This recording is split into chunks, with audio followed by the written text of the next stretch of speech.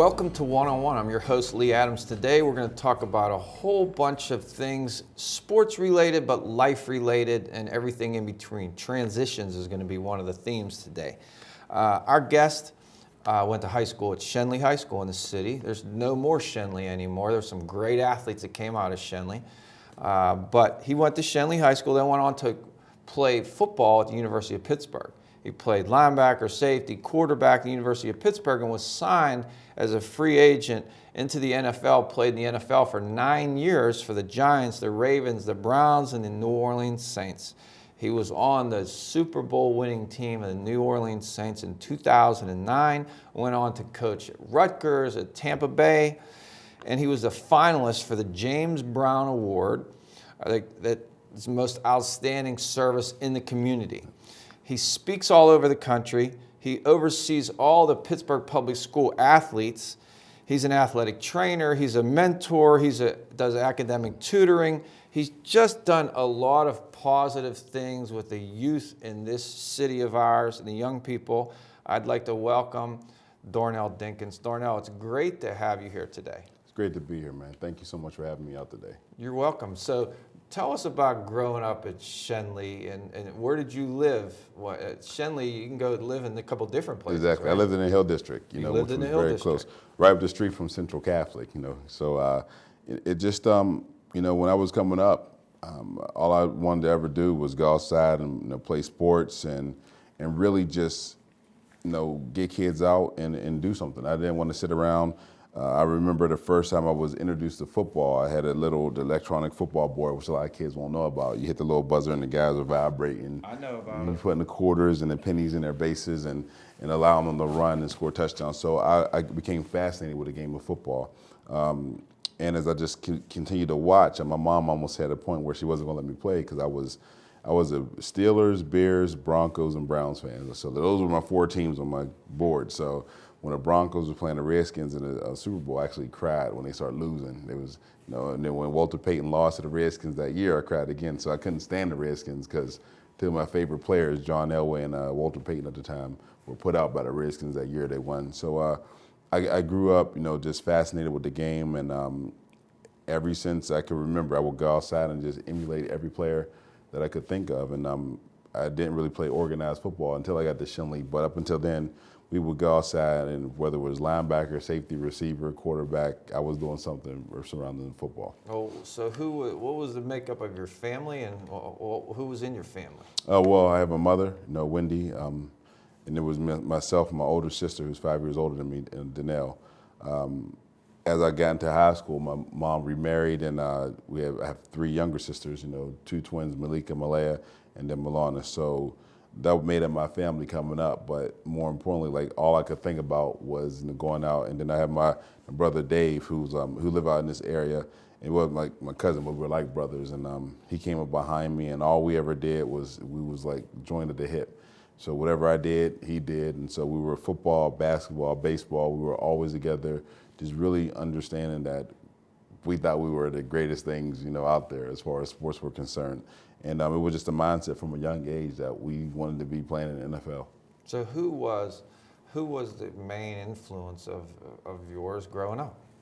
I think, as far as the influence, I always, I love my grandma Barbara. I think, that's my father's mom. And she just always, no matter what the situation or what was going on, she's the type of person that you truly say will give you her last, dime if she had it. And that's her selfless acts of kindness is something that just resonated with me. And between her and just, having God, in my life, at an early age, I just was in church and remember having a situation where everything went white and I kind of was dizzy. I woke up in the bathroom and I just felt like God always had his hand on me regardless of what the situation was around me. I've always found favor in the places I was going. May not have been the situation I wanted, but it ended up being the way I needed it to be. And I consider myself a lot of the story of Joseph in the Bible. He had his family, kind of beat him up, throw him into a ditch, and then sell him into slavery. Even in the midst of being in slavery and in prison, he always found favor. And he helped a guy who then became a servant to Pharaoh. And then Pharaoh, had a dream he couldn't interpret, and the guy who was in prison said, "Hey, I know this guy who's in prison who helped me." So even in the midst of being in a bad situation, if Joseph wouldn't have did what he knew he was supposed to do, he would have never became second in command of everything, because he was the only person that could interpret Pharaoh's dream. So, I consider myself that, even sometimes when the road gets a little rockier, you end up somewhere you don't want to be. Doesn't mean that God don't have you on the path that you are supposed to be on. So was there any male influence or any guidance in that respect, or any discipline growing up for you? There was. I had my uncles around. My father was in and out. And my grandfather, my grandfather loved to go out and feed the pigeons. So I thought feeding the pigeons was the coolest thing ever, because when he walked outside, the pigeons kind of started coming down and surrounding around him. And at the time, that's kind of, I was like, man, I want to be just like my granddad. But, he taught me a lot of life lessons. He taught me just, what hard work is. But more importantly, I think I got that from my grandmother. And, and a lot of it was just, wanting to be more than my situation. I grew up in the inner city, in the projects. There wasn't much going on, a lot of crime, a lot of violence around. So in the midst of seeing a lot of that around me, in-house and family, and then in the outskirts, it's just like, I just didn't want that for my life.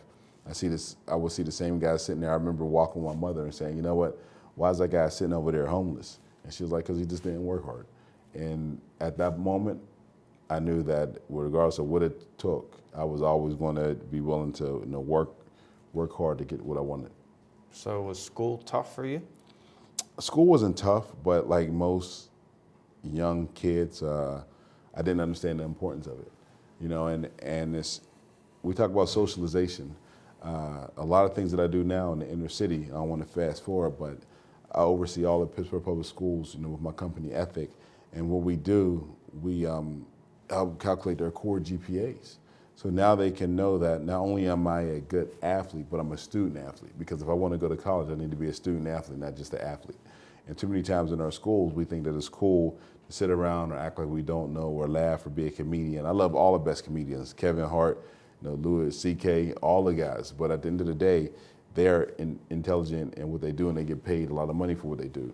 In school, it's about going to school for your 8 hours, getting an education, whether it's math, whether it's science, whether it's English, and really being able to set yourself up for the rest of your life. And so what I love to do now is educate these kids and saying, look, I was a 3.0 kid, but I didn't apply myself a lot of times. A lot of times I was sitting in class worrying about the next football game or basketball game or baseball match, and I could have really set myself up if I'd applied myself as much as I did to my sport, it would have been good. But you did enough to get into the University of Pittsburgh. Yes. Well, what I realized, with our offense, we ran a wing tee, but my junior year At Shenley. We led the state in scoring as an offense. When I threw the ball, it was, threw a lot of touchdowns and would run and did a lot. But I understood that at that time there wasn't a lot of the zone read stuff like it is now. It was a little more conventional, drop back 3, 5, 7-step drops, get the ball out, let your receivers, let your running backs make the plays. So I was like trying to put a square peg into a round hole, because I had that athletic ability. Now at the time you had quarterbacks like Randall Cunningham, Steve Young, that were really mobile, quarterbacks, but they were really a lot more drop back passers. So in a realm, I was a little bit, before my time. It's right when Cordell Stewart was doing a whole slash thing. I think Pitt was excited about the thought of having maybe a slash type, hybrid at the time. And, so I try to teach myself. I taught myself how to do the 3 and 5-step drops. I would go to Joe Butler's camps and all the Metro Index camps and all the stuff around the area, and would just totally, blow it up and knew very well. But at the end of the day, I think teams would see my athletic side of things. I was 6'4", 200 plus pounds, and they seen what I could be. In regards of how much I wanted to play quarterback, they had other plans for me, which I wish I could have seen a little bit earlier. But with all that said, yes, I had a strong high school career. Ended up being one of the top 100 players in the country coming out of high school, having tons of touchdown passes, a lot of yards, rushing over 100-something tackles. Really did, a lot on the football field, and was able to get a scholarship wherever I wanted to, and I was able to choose the University of Pittsburgh. So how about that recruiting process? I mean, you got people coming in, they're telling you how great you are, and did you have anybody around you to help humble you, or that's got to blow up a young boy's head and people telling you how great you are? Well, I think humility is part of what makes me me. You know, I don't ever even. I got to be reminded sometimes that I won a Super Bowl. I played in the NFL because I don't see it as anything other than what I've always done. So the ability to be able to go on to college and be the first person at the time in my family to graduate from college, to me, was a blessing in and of itself. So I took it seriously, but at the same time, I was like, well, I used to watch these schools on TV. Now Notre Dame's recruiting me, Penn State, Michigan, like all these schools were recruiting me, and it was kind of surreal to me in a sense. I remember watching the Big 33 and remembering Ron Paul and how big it was around him when he was coming out as a quarterback. But then I'm Gary playing this same Big 33 game, and it just really was surreal, kind of the whole thing, where I almost looked at myself like I was looking at myself through a window. And when it's all said and done, I don't think I've ever got big headed. I think what I really wanted to do was just not be a failure, which is the flip side of it, which is what made me work so hard. When I was getting recruited, I didn't want to be a guy who didn't pan out. I didn't want to be a guy who didn't end up being successful at what he did. So now that these schools want me, now I got to prove that I'm worth keeping. So how did you make the decision? You could go to almost really literally any school in the country, and I don't know who you had around you to help you. And how did you make the decision to go to the University of Pittsburgh? Well, one of the biggest things with my company now, Ethic, which stands for effort, toughness, heart, intensity, commitment, those are 5 qualities. That doesn't mean a 40 or a speed, a vertical. It's how you play the game. In your heart, in between your ears. I'm 6'4", 275 pounds. I could run probably a 4.6, 4.5 still today before I blow both my hamstrings. How It's old getting are too you? old. I'm 37. You think you could run 4 what? 4.6. Today. I will hurt myself afterwards. Yeah. Yes. I could bench press 275, 20-something times still today. But the best muscle I ever strengthened was between my ears. And at the time, I didn't have anybody helping me. You're getting all these letters from all over, talking to all these schools. We didn't have cell phones or, social media, which has changed the game of recruiting. But the biggest thing, what I do now, what's going around all of the schools, speaking about the recruiting process, is the simple fact that a lot of kids and parents don't know what it takes. They don't know that you need 16 core credits. They don't know that you need at least a minimum of a 2.0 GPA. Or those core classes don't include gym or wood shop. It's English, 4 years of English, 3 years of math, 2 years of social studies, 2 years of natural physical science, 1 year of additional English for math, and 4 years of a foreign language. The total 16 core credits, and that's what calculates your GPA. But if you don't know that stuff, you'll be going over it thinking it's just athletics. And I didn't have anybody to help me along with that process. So at Shinley, they had me in some remedial courses, but now that some big schools are coming out, now they had to, bump me up to some standardized courses that's going to register with the NCAA. So there's a lot of things that you need to, learn before you get to that senior year that I was learning and flying by the seat of my pants. And fortunate enough, I was an intelligent kid, so I could, do the things that was needed. But there's a lot of kids in this country. And the reason why I speak all over now, from my situation and from situations like I was recruiting a kid when I was at Rutgers, where a kid had a 1.8 GPA, the top defensive end in the country, 1.8. That's like doing nothing in a classroom.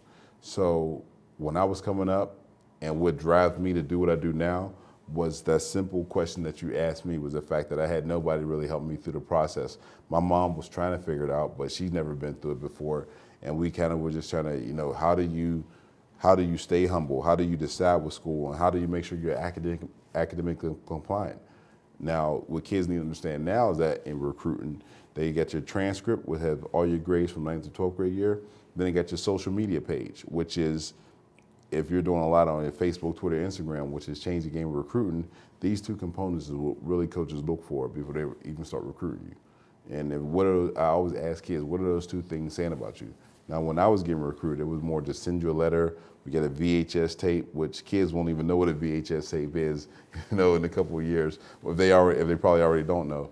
But these are the things that schools really look for when they were recruiting me. So I was kind of going into a blind and really didn't have a basis on what I wanted to get out of my college experience. So how did you choose Pitt? I chose Pitt because one, it was local, and at the time it was kind of a weird story, but I was scared to death of airplanes. So when it came to going to Texas or North Carolina and they had flights, I was kind of like kind of worried. So I chose Pitt when I seen a program that I felt was on the verge. When Johnny Majors kept coming to my house and he had come back and said, "You'll be our number one guy or quarterback. You know, you're a guy that we want there." And I believed the hype. You know, I believed what they said. And then my first week at Pitt, they had me playing, you know, receiver and tight end, and so I believe the hype of what they said. But it's a song and dance, and that's why I try to get kids to understand. It is such a a courting situation where you get courted and tell you whatever you want to hear until they get you there, and so I had to understand that, and it took a while for me to understand that these guys wanted me just for the athlete that I was, to draw in other top-notch athletes. And I had to get used to that.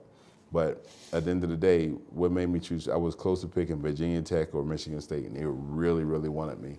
And I ended up going with Pitt, just for the simple fact that I knew that my family would be able to see me play. You could walk to Pitt from your house. I could throw a rock, and hit one of the coaches in the head probably. Back then, but now they're on the south side, so I can't do that. Well, now the Michigan State coach is now the Pitt coach. Yes, which is crazy. I mean, I hope he does well.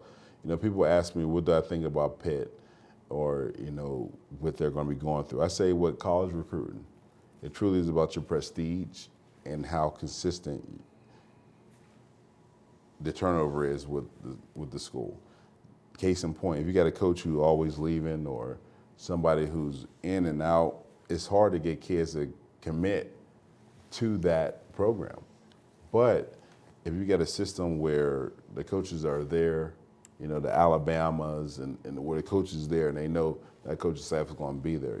I used to always tell kids at Rutgers, college is not a 1-year commitment, it's a 4 to 5 year commitment.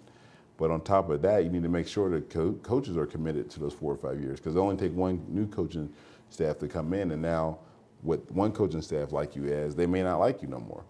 So you really got to understand where you're going to and what the coach's direction is, because it could change, and it could change and really be an issue for the kids who may be there. So I think that kids getting as much information from the coaches as they can. Now, a coach can't help it if he gets, promoted or, gets upgraded. I mean, this is part of the game, like Coach Chris. I mean, he was here. Opening happens at Wisconsin, a former Wisconsin guy, and boy, that's something that you got to look at on the front end. But it happened, and that's kind of where the cookie crumbles. So, you talk about over the last 5-6 years, there's been over 3 or 4 coaches at University of Pittsburgh. So with that being said, you got to really be able to have consistency to get a lot of these young kids now. So let's say you have a kid that's good in the classroom, Mm-hmm. has a lot of offers, and how would you mentor that kid on how to make that decision? Well, I'm gonna put it to a kid that that you may know, that I actually help right now. David Adams is an outstanding linebacker, related to you obviously, who works for me, and he's getting a ton of offers. And from the time I seen him play, I told him that you won't need to go around to a lot of these camps. A lot of camps are big on bringing people in and doing these things. What you'll need to do is just keep playing football, because at the end of the day, it's about football players making plays. It's not about what your 40 is. It's not about what your vertical is. It's about, when it comes to it, if you're a linebacker, can you strike a guy and knock him off the screen? When you're a defensive lineman or offensive lineman, can you gain ground or do you lose ground? It's a game of inches. As you're a quarterback, can you complete passes? Can you complete passes under duress, or can you not? If you're a running back, can you find a hole? Are you a smart running back, or are you always looking for the big play, or it's just 3rd and 2, or are you trying to get a 20-yard run and end up losing 5? Or do you know to get 3 yards and keep the sticks moving? If you're a receiver, do you keep your shoulders over your knees? You got a good base and balance. So all the things that, the schools are going to look for. So if there's a kid with a lot of offers that has good grades, the best thing that kid can do is keep knocking out in the classroom. Because what'll happen is that you need the eligibility center to accept you as far as NCAA, whether you're a qualifier or non-qualifier. But then once you become a qualifier, to give you an example, right now as it stands, the minimum requirement is a 2.0, with that 2.0 in your core classes, which is those 16 core credits, you need to at least score at least a 10 on the SAT. But starting August 1st, 2016, that requirement is going to go from a minimum of a 2.0 to a 2.3 GPA, and now you have to score 1080 on the SAT. Now, people say 1080 on the SAT. There's three parts to the SAT: the reading, the math, and the written component. That's only a two-part score in the reading and the math component. The written component is not included in that 1080. So for a kid right now who's a really good football player, and just like I said, if I relate it to David Adams, he is an outstanding, it's a tremendous linebacker. Not even the average, probably above average for the way he plays and strikes opponents. So the best thing that he can do for himself with the way he plays is just keep knocking out in the classroom, and then he will be able to go to whatever school he wants to. If the classroom is an issue, if there's a kid who's probably around a 2.1, 2.2, 2.0, now you're looking at school saying, no, we really like him, but we got three guys over here who has 3.5s or 3.0s that we can get into school as the same type of athlete, and it makes our overall team GPA higher. So the kid like that who's getting offers, who's a young kid who's very talented, the best thing they can do for themselves is now apply themselves in the classroom even more. And then at the same time, make sure they're enhancing their athletic ability, which should be an easy thing to do. So when you're looking at schools, though, what should you look for? Coaching, what they do, academics, alumni, what kind of things should you look at? I say there's three phases that I tell all kids to look for. First, you have to make sure the social environment is what you want, because if you go to a place that you don't like, you're not going to want to go to class. A lot of kids from Florida come north. Orlando, Florida is a lot different from Piscataway, New Jersey, when I was at Rutgers. It's a lot different, all right? There's no Disney World in Piscataway, all right? And there's much nicer people down in Florida. So you need to understand the environment that you're going to and if it's what you want. Secondly, academics. The academic environment need to be what you want.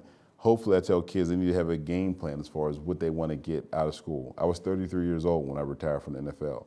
So there's a lot of life to live after that. And if you're not setting a game plan as far as what you want, life will come at you like a freaking brick, and it will smash you if you don't prepare. But at the same time, that same brick that comes down could be a stepping stone for you to catapult yourself to the next level if you're prepared. I talk to my kids all the time about being proactive so they don't have to react. So like I said, we go to the social setting, then the academics, then lastly athletics. The school should have the things that you want, should play the brand of football that you want and the style of football that you want. Usually in school systems, most of the time coaches will come in and won't really change the dynamic of the offense or defense unless it's just that bad.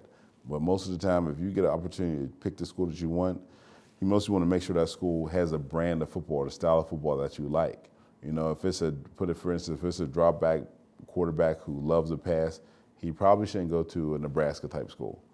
He should probably go to more of your pass happy type schools where they can really utilize, what he does and the way he do it. So, and I think a lot of schools are, picking it up.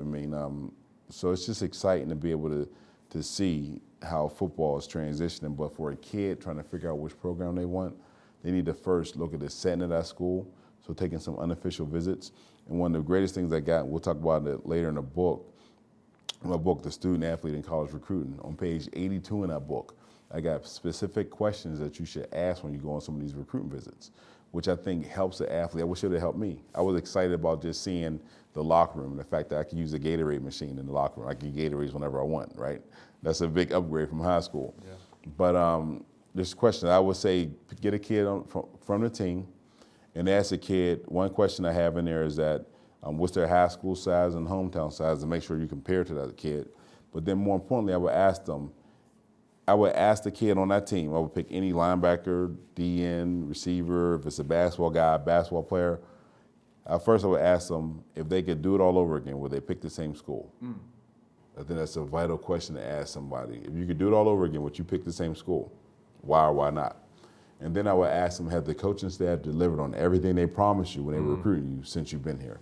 And you think about those questions and what it can mean to a young athlete coming up, being recruited the same way this kid may have been recruited. And I don't say just look to the coaches, because the coaches are like salesmen. And then they want to get you, hey, look at our school. Everything's going to look great. You're not going to go to a Penn State or a Pitt or Michigan or Michigan State and it not look good. They're going to show you all the top things that's going to make you want to, sign your name on a dotted line. The key thing that you should look for, though, is what are the players saying about the system that they're in? Go on the inside. Go on the inside and do a little bit of intel, because you're going to be there for 4 years of your life. Better make sure you get the right people around you. Yeah. So if the coach is selling you a bill of goods and you go to talk to these players and they're saying, I'm not really feeling this coach too much, that's going to tell you a story. Don't tell you a story that this coach is just front. Now, all coaches got their uniqueness to them, but you don't have to be a jerk all the time. If you're Right. coaching, and is really strong and, but he's a good guy, it's different than being, kind of a jerk and then not having any time for your athletes. Right. So Right. So you mentioned the word transition, and it's an interesting word. What was your transition like from growing up in the Hill District, going to Shenley High School to the University of Pittsburgh? It's very different. You go from being in classrooms of 20-something people to being in the classrooms of 150 to 200-something people. So that in and of itself, leads to just learning how to study. Going through tests in the textbooks to having a syllabus, here's what you have, here's what you need to learn. So as we transition through life, we got to learn to adapt with our situations. I can't say, well, I'm not used to this. It's either I go with the understanding. And one thing I tell all my kids is that coulda, shoulda, woulda means you didn't. I can sit here and say, well, I could have did this or I should have been here, but that just means that I didn't do it. So as I transitioned to the next phase from high school to college, what I understood is that there's more maturity involved. There's more of a regimented schedule that you're going to have to attain to. There's study hall hours that you need to set in from 8 to 10 hours when you first get there. And then really, you got to really look forward to being able to utilize your time wisely. In high school, if you're smart, you can kind of, put some things off and still possibly pass the test when it's multiple choice. If it's not multiple choice, you got to come up with the answers from a textbook that you have to read on notes. You're going to sit there with a blank page if you don't know. So you really get, get in a situation where you have to know the information. And that transition means that I have to put in the time for studying. And with that, like I said, either I'm going to do it or I'm not going to do it. But time will tell when I go to take those tests. And I think that's the biggest transition that kids will have to get used to is their time management. I can't really sit around and play video games. I can't sit around and talk on the phone. And now with the whole social media component, what people do there, maybe it could be a help as far as studying if somebody's, got some notes that you may need. But at the end of the day, I think the biggest thing that was the biggest transition was learning how to come from the Hill District and inner city schools to now I'm in classes where set up where you get a syllabus, you read this textbook, you take notes in class, and now it's up to you to decide. I could test you on anything in this chapter, and it's up to you to know the information or not know, but it's totally going to be on you. And there's only a couple tests in that semester, so you got to do well on those tests. Exactly. Yeah. Exactly. So, University of Pittsburgh, looking back, playing career there, how do you feel that went for you playing there? Well, I still feel like I had the intangibles to play quarterback. I think that I was, as far as opportunity, wasn't given the fairest opportunity, but I think that I made the most out of the situations that I was put in. And, it was some hard times, some tough times. And, at the end of the day, every event that happened in college made me that much better of a professional, which a lot of guys don't go through their college days. And kind of, if I could fast forward to, my sophomore year where we were charting every pass, and at the end of camp, I think I was like, Pete Gonzalez was like 67%, I was 63%, and Matt Lytle was like 47%. So they still named Pete the starter and Matt the backup. And I just was like, well, I'm a sophomore thinking I'm going to have a year to be the backup and everything. And they still named Matt because he said he had game experience from the previous year. And it was just kind of a blow. So I started playing safety. That was in 1997. We actually made the Liberty Bowl that year. And just like, ever since then, it was like, I just always felt like even though I was there, I've had opportunities taken away. So I started playing safety, started playing some other stuff, and it started working out for me. And it started panning out. And I didn't realize how big of an athlete that I was at the time, So my senior year, playing safety, playing some linebacker, get hurt, and then Ramon Walker, safety, comes in and plays tremendous, getting turnovers, interceptions, and really played with reckless abandon, the way you should play safety. And and so they kind of went with him. And as I played in the last stadium at Pitt, I really wondered, would this be my last college game? I really didn't play that much later towards the year. I had a couple games where I had about 8 to 10 tackles, 1 or 2 sacks, a linebacker / safety, and just really was just trying to figure out. I remember sitting there and people were ripping up the field, and it was the last game at Pitt Stadium, and we beat Notre Dame, and I was just trying to figure out, will I ever get a chance to play again? So I, started raising my daughter, raising my, and it was just going through life. I was doing juvenile probation, and working with a lot of inner city kids, doing a lot of stuff as far as helping and family counseling, and really start seeing, kids that didn't have anything. No food, was dealing with all kind of abuse issues, ADHD, social anxiety disorder, all types of issues. And so I really started looking towards, doing and helping them out. And an opportunity came up to play semi-pro ball. And so I was doing that, and I said, I'll just start recording some of these games and getting footage. And For the Pittsburgh team? Pittsburgh Colts, yep. And had a game where I threw for like 600-something yards in one game, 6 touchdowns, and ran another one in. So after that, the New York Dragons arena team had seen it and asked me to come in for a workout. So we're outside of the Giants bubble. I'm just throwing on this side. There's probably about 300 or 400-something guys in there working out for this team. A guy just happened to be walking over to me and tripped right by me. And I helped him up, and I was about to laugh. I helped him. He's like, I was just coming over to tell you how good of an athlete you look. His name was Larry Ennis. He was the scout for the Giants. He said, well, do you have any footage or game footage from you playing? Now, all I did was just cutting up tape at the time because I didn't know when I would need to use it. So yeah, I'll send you something when I get back. So I didn't know if to take it seriously. He gave me his card, and sure enough, he called me and said, hey, we're gonna fly you up here for a workout. Now, at the time, Sean Payton, who's now the head coach of the Saints, was a quarterback coach of the Giants, and me and Rashard Casey, who was a former quarterback at Penn State, were throwing, and I just killed the workout. I mean, I did really, really good. Out through Rashard Casey. I was the whole time like I'm going for a quarterback workout, but I never played really like a full game at quarterback in college. And Rashard Casey had this. I played against the guy when I was at Pitt, and it was kind of surreal. So I didn't know what to think of it. Coach said I did really good. We'll let you know. And probably about a week later, I was driving up to Buffalo for another workout. It was about 5 minutes outside of Buffalo. Hit a patch of black ice. My truck flipped over about 40 or 50 yards. And Did you have your seatbelt on? I had my seatbelt on. So my expedition was the size of a Jeep, but I didn't know. The whole time I was going, I thought I was just sliding on the side. So I'm like, man, I can still push my truck over and still make this workout at Buffalo. That's how crazy I was. So then I get out I think about the movies I watch. I'm like, the truck may blow up. So I get out, I leave out the front window's totally gone. So I run for about 40 or 50 yards, and I turn around and look at the truck, and it's like just smashed up. And so I had on a white shirt, and there was blood all over it. And the lady was an EMS worker, that happened to be right there. She was like, I called the ambulance. Are you okay? I'm like, yeah, I'm good. Like, I was just kind of in shock.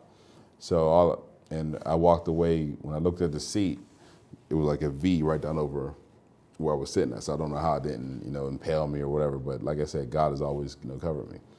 And I went to the hospital. Everything was fine. Just walked away with this scar on my face. Like, that's where I get this scar at. Well, how crazy and how bad of a, issue, or how bad of it, all the damage was. Because from hitting that black ice, my truck flipped out. Then it hit an embankment, and then it just started flipping. So it took me about maybe 2.5, 3 hours to drive back home. But on my answer machine at home, the New York Giants had called and said that, we want to sign you to a contract and send you to NFL Europe. So that happened they called me probably about 10 minutes after the accident, which was a day after my birthday. So anything could have happened. I could have broken an arm, a leg, my neck, died, and I wouldn't be sitting here before you today. But obviously there was a reason why, God did continue to, keep covering me in that situation. Then I started the whole NFL process after being hurt, not even really playing my senior year. sitting out of football a year, playing semi-pro ball, and then getting an opportunity at that venture. Then I was on to NFL Europe and did well over there, made all honorable mention teams and special teams and things, and played quarterback and receiver, and then was back to training camp with the Giants. And so when you went to training camp, that's competitive. You got to make that squad. So how did that go? At that time, I didn't understand the numbers. I ended up being a player rep for the Browns and for the Saints. So then when I started understanding the numbers of it, I started growing a little bit different. But my rookie season, Jeremy Shockey was just signed with the Giants. I didn't even know who was really drafted. And at the end of the day, I just remember thinking the best guys make the team. And that was I never thought that I was going to be going back home. There was another option. Like, I knew I was going to make the team because I felt like I had not been given an opportunity all this time. So I was playing quarterback, went to training camp 2 days, and all I would do was work. So I said, you know what? I feel like I blew opportunities in college. So I would wake up at 6 o'clock. I actually was beating Jim Fossil and Coach Payton to their offices. I was watching film. I was putting in the work. I was, studying and seeing exactly what needed to be done. After that, I would then, train in the morning. So I would see everything that needed to be done, all the offense formations, what the reads were. And so it was 2 days went past where I didn't get a rep in practice. And so the third day, Coach Payton said, "I'm going to let you, get in." So it was Waggle Right, X Palo, and Z Spear. And so when you remember the play? I remember the play. Like, that just got a really, my memory just goes just like that. So remember doing the fake. I rolled around, and it was the receiver came in, went right back to the pylon, and I just let it rip. But he had really tight coverage. He had a guy underneath him and a guy over top of him. Ball fell right down his, over his shoulder for a 60-yard touchdown, and the coaches were like, "Wow!" And I kind of started the whole thing. So as I was going through camp, I just told the coach, I said, "Coach, let me play special teams or something. I'm not getting a lot of reps. I'll make the team." So started doing special teams practice, and had a game. The first game, I had about 5 tackles. They're like, "Man, who is this kid?" So then we were going through practice, and Dahani Jones, a linebacker, like, "Hey, man, doing good. Let's just kind of take a blow this play." And so I'm like, "All right." And it's first and last time. So he comes off the ball, and he grabs me, and he throws me down to the ground, makes me look really bad. I'm like, "Got you." Like, he was talking to me about taking the play off until he can, do good for a rep. So he set you up. He set me up. So the next play, I absolutely jacked him up. I lifted him off his feet and slammed him the next play. And really didn't care. Like, at that point, like I said, I felt like he set me up. So the coach loved that. He liked the second play more than the first play. So we were actually playing against the New England Patriots. And at the time, I was still leading the team in tackles. I think in 3 games, I had about 8 tackles. Were you playing defense or special teams? I was playing special teams. Okay. And quarterback. So that's unusual. Yeah, very unusual. So I'm playing against the Patriots in Giants Stadium. Kevin Folksback returning. They kicked the ball. We punt the ball to him. Jeff Eagles. Kevin Folks looking up in the air, and I'm like, man, I just absolutely destroyed the guy who was covering me. Hit him, and I'm running out. I mean, I'm just flying downfield. I'm thinking, is this set up? And as I'm getting closer and closer to him, I'm realizing that nobody's around him, and he's going to try to return this ball. He's not waiting for fair catch. And the second he caught it, boom, nailed him. And at the time, this is a kickoff. This was a punt. A punt. So remember what the Giants' issue was the prior year was the fact that they lost to the Ravens, and special teams was their issue. They didn't really have a special teams guy. So you blew him up. I blew him up. And when I got back to the sideline, Coach Foss was like, "You just made this team, Darnell." Really? Yeah. From that play? From that play. I mean, I was already having a great camp, but I was leading the team through 3 games. That was the 4th game. We actually played 5 games that year because we played in the Hall of Fame game, the first game, and that was the first year the Texans was in. That was the first year of the Houston Texans. So he was just like, wow, you're doing a tremendous job. And so that's kind of how, So that's the tipping point of your entrance into the NFL. that was the beginning of it all. So you had a great camp, but that hit opened up the door to play for the New York That Giants. solidified my spot. He didn't know where I was going to play, because at the time I was still playing quarterback, and we had Kerry Collins, Jesse Palmer, and Jason Garrett, who's now the head coach of the Cowboys. So we had a very veteran, solid quarterback quarterback, but there wasn't going to carry 4 quarterbacks. So that's when I transitioned, after that to tight end, and then that was my first time ever really playing tight end in the NFL. So another transition. So then you play for them for what, a couple of years? Yep, 3 years. And where'd you go next? To the Ravens. And how did that go? Went very good. Every team I was with, I always played behind a Pro Bowl tight end. So with Shockey, he made the Pro Bowl when I was with the Giants. Then Todd Heap made the Pro Bowl when I was with the Ravens. And then Kellen Winslow made the Pro Bowl when I was with the Browns. And then Shockey didn't make the Pro Bowl with the Saints, but we won the Super Bowl. So that helps. So talk about, like, at Pitt, was there anybody at Pitt that has been an influence to you as you move through your life? I really haven't kept. Other than like the secretaries, Chris LaSala, Coach Junko, a lot of the coaches that was there when I was there have left. You got Ox, who's the equipment manager, and then Rob Blank, who is probably one of the guys who I looked up to the most. He's the head trainer over there, and it's really helped with a lot of the transition and things that I would go through, a lot of the injuries I would play through. But it really was just a matter of just getting in there and just doing the things that you need to do. But those people who were around the coaching staffs were more of an influence and helpful than the actual coaching staff was at the time. Interesting. So now you have this career in the NFL. You play for 9 years. And what's your takeaway from being an NFL player? You played in the Super Bowl. You played for 4 teams. You worked your way into the NFL from special teams and a quarterback, which is unheard of, really. Yeah. So what's your takeaway from playing in the NFL? What could you talk about with that? I would say that it's a lifestyle, not a career. And in that, with the average career being 2.3 years, that in that lifestyle, you have to learn to set yourself up and prepare for life after football. Understand that most businesses, most NFL teams sell the players. If an owner is willing to pay $50, $20, $60 million for an athlete, then what are they bringing in and how are they bringing it in?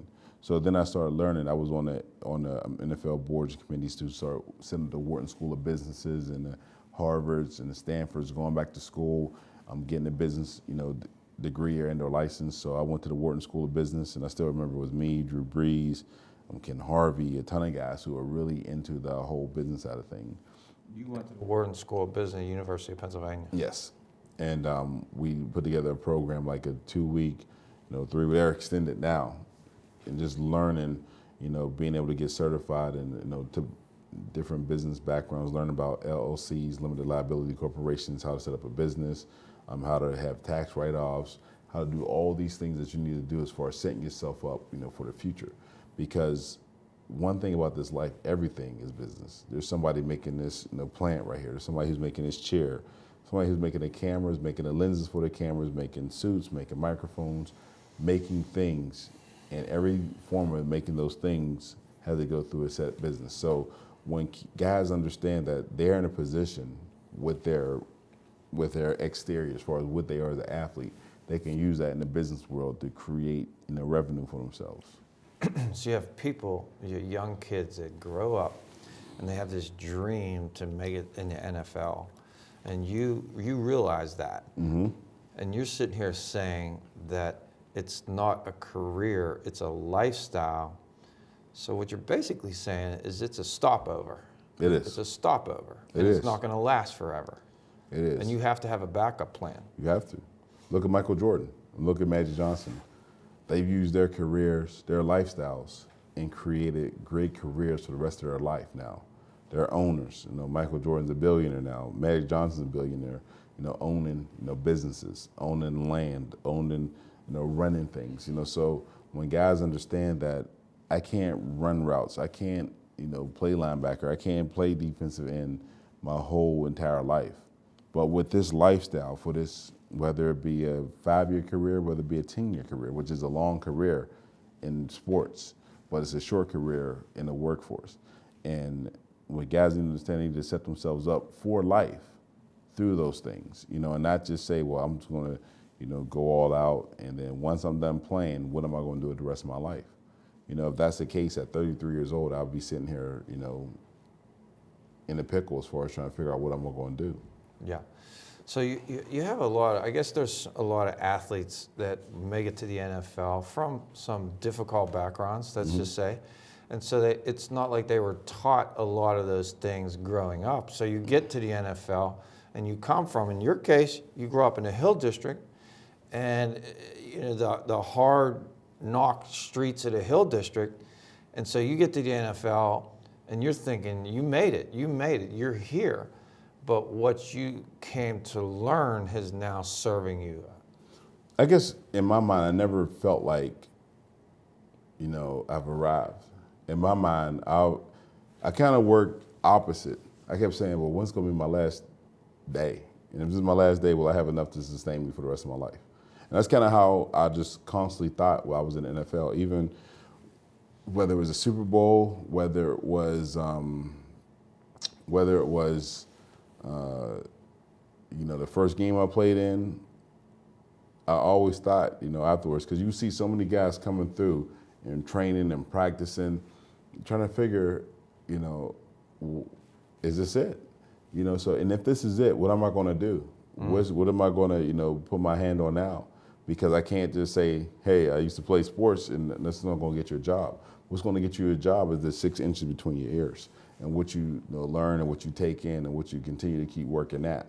Like I say, I feel like it's a lifestyle because it can set you up great. But at the end of the day, if you don't have anything else to fall back on, you will put yourself in a predicament where it's hard to sustain, with life. Before the interview, we had a chance to chat a little bit. And you said something to me that I've been doing this for 20 years, and I haven't heard anybody say this to me in terms of life is a series of transitions, and we have to learn to adapt. So, you've had the transition from the Hill District, Shenley, University of Pittsburgh, semi-pro ball, NFL Europe, NFL, and now what you're doing today, Super Bowl, and now what you're doing today. So talk about how that applies to anybody really with transitions and how you have to adapt. When we come through this world, like I'm gonna relate to football first. Coaches will talk about 60-minute game, or you got to go through life like this. In a football game, you got first down, you got 3rd and 1, you got backed up, you got halftime, you got kickoffs, you got 2nd and 7. Football is a game of ever-changing situations, and for each situation prompts a different result. But at the end of the day, the better football players understand the situation. Like if I'm a running back and it's 3rd and 2, I don't need a 30-yard run right now. I just need to gain 3 yards to get the first down. If I'm a quarterback, if it's 3rd and 7, I don't need a 50-yard throw down the sideline. I just need to get 8 yards in my pass. So I need to understand what the situation is, and that's the same thing with life. We're going to transition with so many things. The person I was in high school can't be the same person I am in college, the same person I am in my professional career.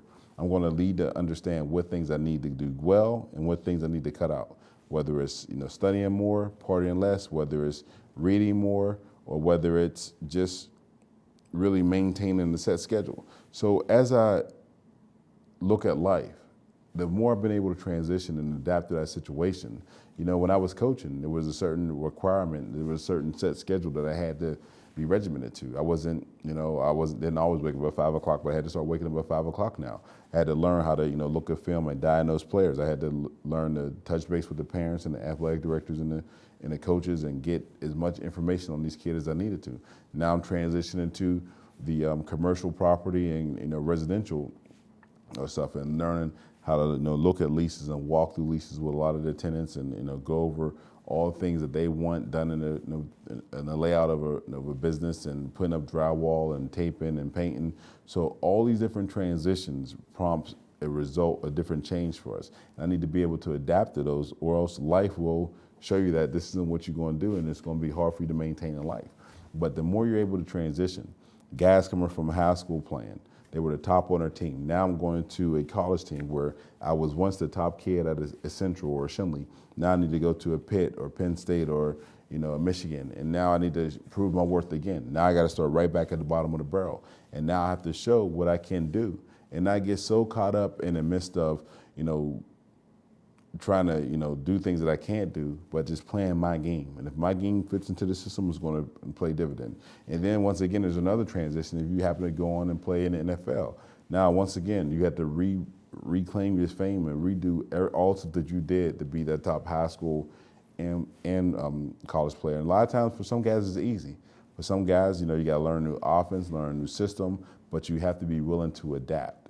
And that's one of the biggest things and the reasons why this NFL draft is so big. I mean, I got a couple of NFL guys coming back who wants to train during the off season, with me at my facility Ethic, because they are excited about the things that I helped them learn in the transition from college to the NFL. Timmy Wright, for example, a kid I worked hand in hand with, was a receiver/hybrid at Rutgers. I loved him from the time I first seen him. Got an opportunity to go to the Tampa Bay Buccaneers as a free agent, broke their rookie tight end record at Tampa Bay. Then he got traded to the New England Patriots and,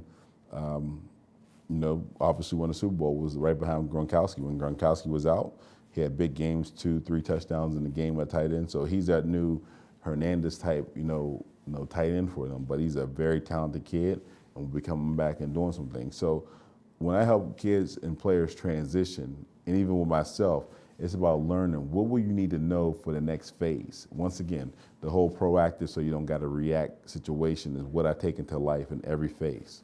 So you wrote a book. Tell us about why you wrote the book, what the book's called, and what you're trying to do with the book. Well, me and my business partner, Rick Wire, who actually wrote the book, helped put a lot of information in there. What we do, we help the student athlete transition from high school to college. How do you get to college? The student athlete in college recruiting is what it's called. And what it is, we sell it for $20. You can go right on my website, www.dinkinsethictraining.com. If you want to, get it, once again, that's www.dinkinsethictraining.com.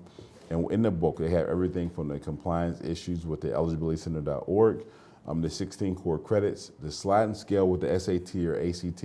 And the biggest component in that book is for every single sport: football, basketball, lacrosse, field hockey, softball, baseball, swimming, track. We got the height, weight, and size for Division I, Division II, and Division III in there. So, for instance, if you're a baseball player, there's 11.7 scholarships for Division I baseball. There's about 30-something positions on the team, so there's a lot of partials. With that, they may take one shortstop, one pitcher, that year. But with social media, you can look and see how many players they got, how many seniors they got, how many seniors are leaving, which will open the opportunity for some incoming freshmen. But the biggest thing, for instance, for a kid who wants to find out about my book, if you're a right-handed pitcher, if a right-handed pitcher for Division I, they want you to at least be 6'1", 180 pounds, have an ERA of about 2.0, and then have a fastball of about 88 to 90 miles an hour. Right there, realistic goals that a kid can set for themselves. As opposed to Division III or NAIA, they want you to at least be 5'8", 160 pounds, and have a 4.0 ERA and 81 to 80 miles an hour velocity on your pitches. So right there, realistic goals that a kid can set and saying, here's what I need to get to if I want to be a D1 type player. So you're not just football players. And so if someone wants to train with you, any kind of athlete in the Pittsburgh metropolitan area, how do they what do you do, and how do they get in touch with you? Right now, we do position-specific training. And what we do, we go from the ground up. I'm gonna start with your base and your balance. I'm gonna go all the way through. So whether we have a ton of lacrosse players, a ton of soccer kids, a ton of football players, obviously, basketball players and baseball players. John Fecco's son, Christian and Kyler Fecco, actually train with us, and his daughter's actually training tonight, and she's a soccer player in softball. So Jennifer Ankowiak, a reporter, her son is a quarterback at Central. Mike Navarro, him and Alex comes every week. So what we do, we build the athlete from the ground up, use a lot of resistant bands, do a lot of stuff, improving movement, teaching kids not to be waist benders, but knee benders. You play every sport with your knees and your base and balance. So if people want to find out, right now we train people down Pisa, Pittsburgh Indoor Sports Arena. In our Ethic facility down there, we have a facility geared right towards us. And the address there is 22 Rich Hill Road in Cheswick, Pennsylvania. For more information on that, people can go to www.dinkinsethictraining.com or call at 732-887-3534. I see. So you're training athletes on all kinds of sports. You wrote the book here, and I guess this is coming from you wanting to give back. Is that what it is? That is, just want to give back and help kids in areas where I had struggled at. If I had a little more information, I feel like I wouldn't have went through half the things that I did, but going through the things I did made me the person that I am today. You know, we got the facility down at Pisa. We're building another one in Cranberry that'll be coming up here pretty soon. And then on top of that, we got the massage business, Ethic Massage, and people can go to www.ethicmassage.com and get information on there, and they can still call the 732-887-3534 number. And for every phase, whether it's the training, rehabbing a person through massage and/or chiropractic stuff, we want to help athletes all the way around, because I feel like if I didn't know the answers, I wasn't getting the answers from anybody else. I feel like I could be a resource for a lot of these young kids coming up, both athletically and academically. So you probably see kids from all walks of life. You probably see kids from affluent areas and kids that have no money. Absolutely. I'm sure you do. Money, no money, same issues. Parents don't know what's going on. Kids don't know how to get it done. And that's where I come in. And I can tell you kids in the Upper St. Clair area who have issues, as well as I can tell you kids in the inner city who has issues. But the main situation is getting the right knowledge and knowing how to disperse that knowledge. Anybody could tell you, well, you got to go do this and this and this. It's another thing on how you deliver that message to a kid so they can actually receive it. Well, Darnell, this hour just flew right by. Absolutely it did. It flew right by. I just want to thank you for coming in and spending some time with us. Yeah. It just seems to me like you're doing some really, and I know from a personal experience, some really good work with younger people. Yes. And I appreciate, I appreciate what you're doing, and it probably gives you a lot of satisfaction. It does. It does. I mean, I think that what is it, profit of man to know a whole bunch of information and keep it all to itself. Yeah. I'd rather pass it on that some of the kids that I work with will then want to in turn help the next generation of kids coming up. Or to whom much is given, much is expected. Exactly. And so I think you're really doing a lot of great things with the younger people, and I didn't know it was more than football. It sounds like it's everybody. Yes. And it's academics, and it's a whole lot. Yes. It's a whole lot you're dealing with, and I just want to wish you the best of luck in what you're doing, because it sounds like you're really touching a lot of lives. Thank you. And thank you again for coming. Yeah. And my best wishes are with you. Thank you so much. I appreciate you for having me. Thank you so much. You're welcome. You're welcome. And I hope you enjoyed this time that we've had with Darnell. And he's doing a whole lot of great things with the young people in the Pittsburgh area. And I just want to ask you to please sign up and be an organ donor. If a family member or yourself ever needed one to save their life, you would take it. So we all need to be organ donors and give that gift of life, because we're not going to need it as we move on. And I also want to thank you for watching. Please join us for another edition of One on One. Take care.